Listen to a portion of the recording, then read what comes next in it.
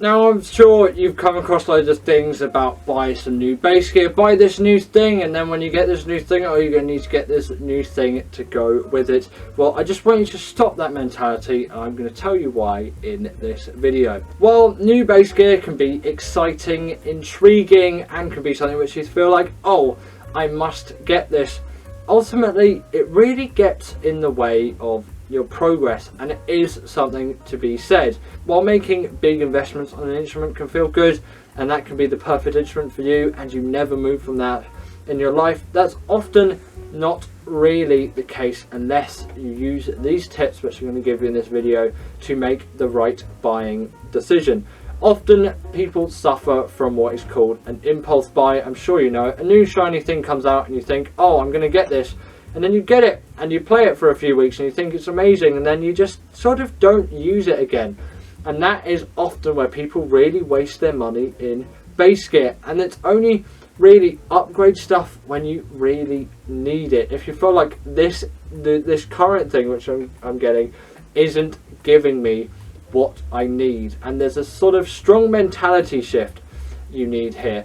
Rather than think, oh, I want this new shiny thing because it's better than what I've got, think, is the bass which I'm already playing actually doing what I want it to do, and am I able to still get better and progress more on this bass? And if the answer to that is yes, please really do think this through.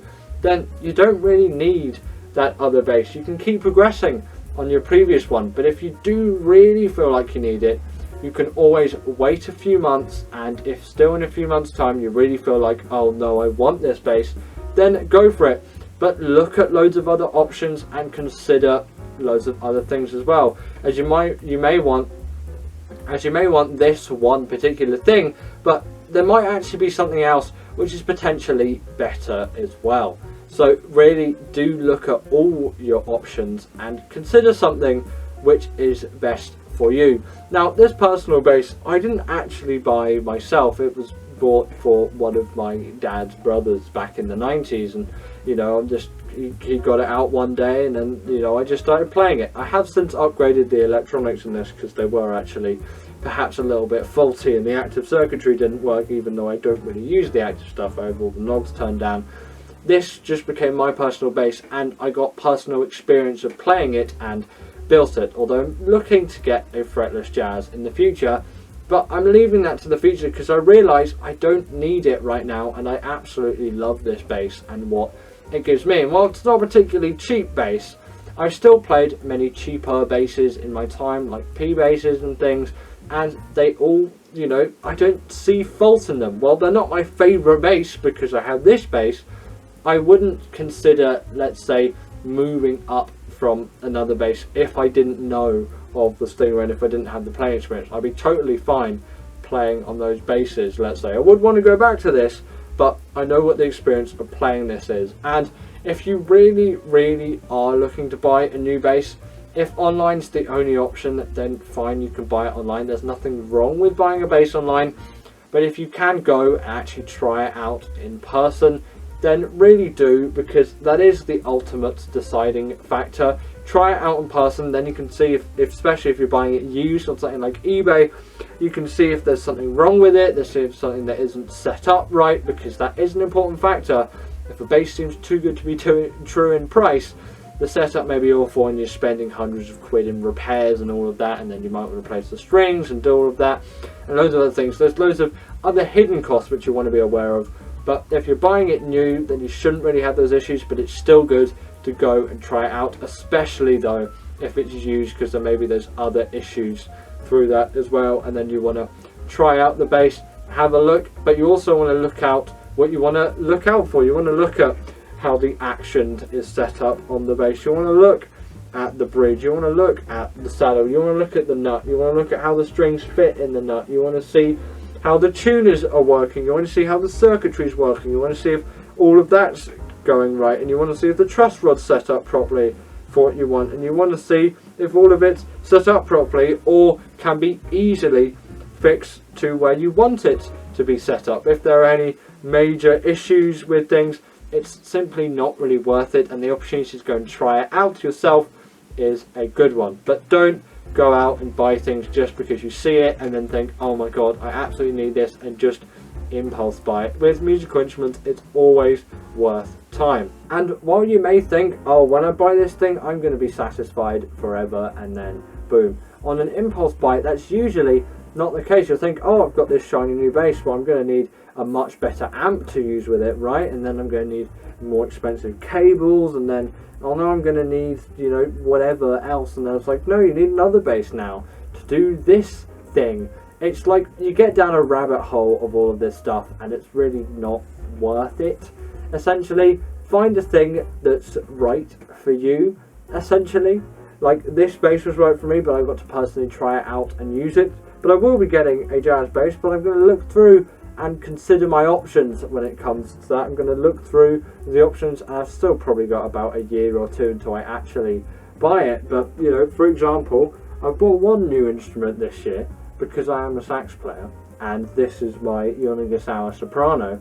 And I spent a lot of time thinking about this instrument, and I went down to London to go and try out some stuff in Sax & Co. And, you know, this was the soprano I was looking to buy, and obviously I did try it. It's the unlacquered version as well, so it's a little bit less shiny, and this is the one that I went for ultimately because it's the one that I wanted. But I did try out some other Yanagisawa sopranos, and since then I've been back to try out some more sopranos, even tried out some curved sopranos and some Yanagisawa tenors, because I am looking to buy a Yanagisawa tenor. But all of those processes which I've told you in this video, I've applied when I bought this thing, because I wanted a soprano, you know, probably a good few months, about 6 months before I actually ended up buying this thing. And I've had it, you know, sort of half a year now, I guess. I've had it since August, we're in January, so, you know, a good half a year now, and I'm very happy with the purchase, and I don't think I'll really ever be getting another soprano like this. I might get a backup one in the future, but not really like this again. I might get a cheaper Yanagisawa one, but that's besides the point. I'm very happy with the purchase. A few months before I went, I looked and I researched through, and then obviously I went and tried it out, and I tried out mouthpieces as well, because, you know, I went and tried out the mouthpieces, and I've got a Jody Jazz HR Star. Now, to a lot of bass people, that probably means absolutely nothing to you, but I went and tried all of this stuff out and put it together in a setup, and I got this lovely result out of it. And what I'm saying is, I spent all the time, I did my research on it, I waited for quite a few months because it was a massive investment, and, you know, it will continue to be, but it will pay itself off eventually. And, you know, I'm very happy with the outcome, and it's because of all this work beforehand, and I don't feel as if I need to upgrade anything else. Maybe apart from my ligature, I've got just sort of a basic Rovner, and I'm wanting a Silverstein, but I'm going to do that when I get a tenor, and it's not really a need, it's just I'll probably get that in the future. But I'm so happy with this setup, like I'm so happy with this bass, and I think it's because of these concepts which I've brought forward in this video. So that's it for today. These are two examples of just great renditions of using this technique. The saxophone more so than the bass, because I didn't actually buy the bass, so followed the method when it comes to this one. So I went and tried it, and obviously I did buy it new, but still all of those steps were in there, and I tried out other ones which I wasn't planning on buying, and they weren't for me as compared to this one, and obviously that's why I went for this one. But it's always good to try, and always good to have a look around. Are you a bass beginner, and do you feel like you're struggling with your bass progress? Well, use these 5 tips and you might get yourself a lot further than you think you would have. And number 5 is to do with this hand. It's often the one that's forgotten about, and you might be struggling with bad bass tone essentially, and you might be picking and plucking the strings and doing all sorts of things that don't make a nice bass sound. But I want you to think, don't pluck the string, press the string. If you press the string with your finger, it will get a much nicer sound, and you'll find you won't be hurting your fingers as much. Now, you're still going to build up a chalice, and, you know, you will get times where you get blisters on your fingers. That is just a natural thing, but it does show a sign of progression, and, you know, you've really put some effort into it to get a blister, so well done essentially. But if you think press the string, not pluck the string, you can go a lot further with your bass tone. It's like a little man that walks along the strings, and you know, just press the string, don't pluck or pull the string. Make sure you're pressing it down like this, and press your fingers into your thumb, not too hard, they're only touching lightly like this. Probably use less force than you think you need, and just like cover your hand up with this and just try and, you know, just get some strokes like that. You should sort of hear perhaps a clicking noise like you would if you click your fingers together when you're, you know, your pinkies, not your pinkies, your fingers hit your thumb. You won't hear it every time, and it's not as loud as a click with that, but that does show you're getting that right contact there. And if you're pressing the strings, you're going to go a lot further than if you're plucking them. Next up is also again something else to do with this hand, and it's keeping your thumb on strings, you know, above where you're playing. So essentially the lower strings, if you're playing higher up, keeping your thumb on those strings to mute them. And while yes, you can mute with your hand, and you often mute with your hand if you're playing lower, you mute the higher strings with your hand, but we'll get onto that in a second. And you know, I will talk about it in this step as well, because this is just muting in general, and it is a thing that a lot of beginners suffer with, where, you know, they're playing strings and then other strings ring out that they don't want to ring out. Essentially, with this hand, your thumb is going to be the muting aid when you're on the higher strings, and when you're on the lower strings, your fingers are obviously there, and they're the strings that you want to play anyway, and this hand is going to be resting on those strings higher up. But let's talk about this thumb first. Essentially, if I'm playing on the E string, my thumb is on the pickup. Please ground your thumb. That is another beginner issue. If you're not grounding your thumb on a pickup or a string, and you're just leaving it hanging somewhere, don't do that. Put it on a pickup, sort of rest it up like this, as you can see my thumb here, and then yeah, on the E string, I'll have it on the pickup. If I'm playing the A string, my thumb moves down onto the E string. If I'm playing the A string, or if I'm playing the D or G strings, I don't often go up to the D string to play the G string, but if I'm playing the D or G strings, my thumb will be on the A string. And I've got these three positions: on the pickup for when I'm playing E, on the E string for when I'm playing A or D sometimes, but often if I'm playing D or G, my thumb will be on the A string. There's not really a need to go any higher, because you can reach over with your fingers, but move your thumb while you're doing this. And if you learn it, it should come naturally. But I will say, when I'm on the A string, my thumb is still resting on the E string here. It's resting on the side like this. So the E string is muted as well, although I don't have my thumb on it. When your thumb's obviously on it, it mutes it anyway, it can't ring out. But if your thumb isn't on it, rest the side of it on. You should still feel it's a natural and comfortable feeling. Then with this hand, essentially, you sort of just have to like put the little fleshy part of your finger over the strings, like sort of keep your fingers quite flat. Like I do obviously arch them slightly, but by the time you get to the end of the arch, and you can even just use one finger for this, you can use your pinky, that's the main one that's great for muting, because obviously it's the closest this way, and it'll be the one that's doing most of the work when it comes to muting.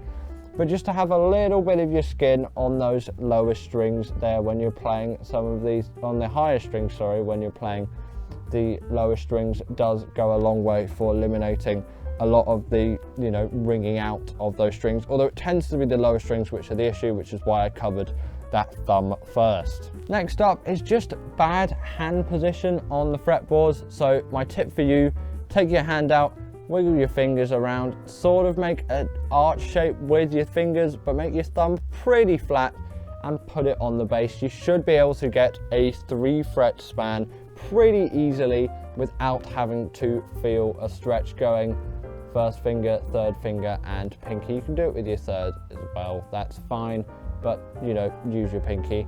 But you know, if you can do that hand position, then you've got reasonably good hand position. And if your wrist is feeling comfortable and not aching, and it's not like an obscene angle like this, and your hands aren't doing all sorts of weird things, if you can rest your hand on the bass like this and not have all sorts of weird tensions, then you're doing great for your hand positions. Now, next up, I've already alluded to it, and it is use your pinky. The sooner you can use your pinky, the much more dexterous you will be with the bass. And also, if you're struggling with reach issues, if you start using your pinky, you will struggle with those reach issues a lot less than previously. So please do use your pinky, because then you can span way more of the fretboard when need be. I can even do 5 frets here from 1st fret to 5th fret. I do have to change my hand position slightly. 4 isn't really a stretch, but 5 definitely is, and 6 obviously just isn't going to happen. But, you know, I've got weird monster hands when it comes to that. But if I wasn't using my pinky, 4 is a stretch, really, and 3 is about where I'd want it. So you can get an extra fret of range, really, by using your pinky. So please do use your pinky, and, you know, if you're not, please start using it. It will feel weird at first, I know, because it's not a very strong finger initially. But once you get used to it, it will be much strong enough and you'll have no problems with it, and you'll use it like second nature. And this last one isn't really a technique thing, it's just a choice on what you're playing. And it's don't learn all of those scales and exercises instead of learning tunes. Now, as a beginner bass player, you'll probably be given all these scales and exercises and fingering charts to learn. And while learning your fingering charts and learning your fretboard is great, and as a beginner, you should be learning your fingerboard. It's a great thing which you should do, and it's sort of an omission from this list, but I will link my video on how to learn the fretboard if you do want to do that. Please do it as a beginner as well. Works as a great honourable mention here. But getting back to the matter at hand, if you do not learn tunes, you won't really be able to play with other people because no one wants you to play loads of scales, and you'll enjoy the process of playing a lot more if you play tunes that you like rather than all these scales. Learning all the scales and stuff is very useful and it's great in the theory side of things, but when you're a beginner, it is great to have a tune done quickly, and it makes you feel good about your bass playing, and then it makes you feel good about what you're playing and makes you want to continue. And often, if you start learning tunes, then you're going to have a much more enjoyable time playing the bass than if you just start learning all of these scales. Incorporate some of that into your playing, but if you're not learning tunes, then you're really doing yourself a disservice, so please do start doing that. But anyway, that's it for today's video. I hope that you have enjoyed, and if you're a beginner, now you've got 5 things to start doing if you're not doing already. 6 if you count learning the fretboard, because that is another very, very important one. So that's it for today's video, and I'll see you all in the next one. Bye!